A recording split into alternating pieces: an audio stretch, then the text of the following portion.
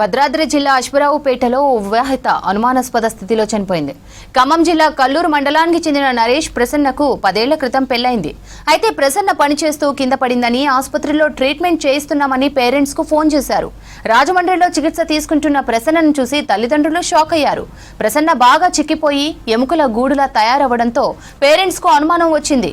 2 ఏళ్లుగా తిండి కూడా పెట్టకుండా హింసించారని, అందుకే తమ కూతురు చనిపోయిందని భర్త నరేష్ తో పాటు కుటుంబ సభ్యులపై కంప్లైంట్ చేశారు. పోలీసులు దర్యాప్తు చేస్తున్నారు.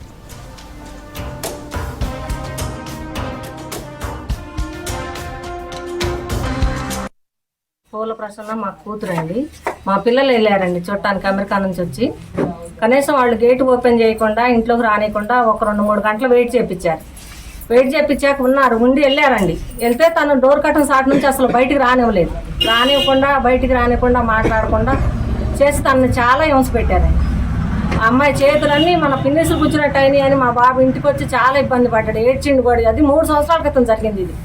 అప్పటి నుంచి ఆ అమ్మాయిని కలవనీయటం కానీ మాట్లాడనీయటం కానీ మంచి శబ్బరి ఏం లేదు. తనని ప్రాణం ఉండగానే ఎక్కడో స్టోర్ రూమ్ లాంటి దాంట్లో పడేశారు.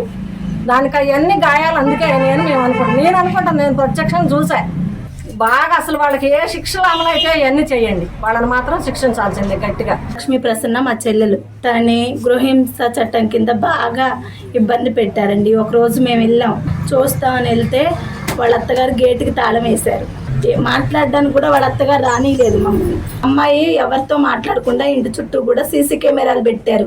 తనని ఒక గదిలో హింసించి బంధించినట్లు పెట్టారు. 3 నెలల నుంచి తనకు ఆహారం కూడా లేదు. ఫోన్ చేసి అమ్మాయి కింద పడిపోయిందని చెప్పాడండి. మేమంతా వెళ్ళి చూసాం.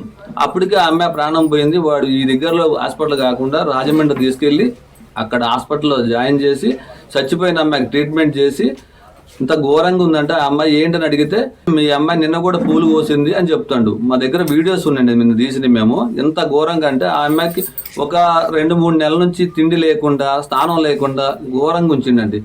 వాడిని, వాళ్ళ బావని, వాళ్ళ అక్కని, వాళ్ళ అమ్మని చాలా కఠినంగా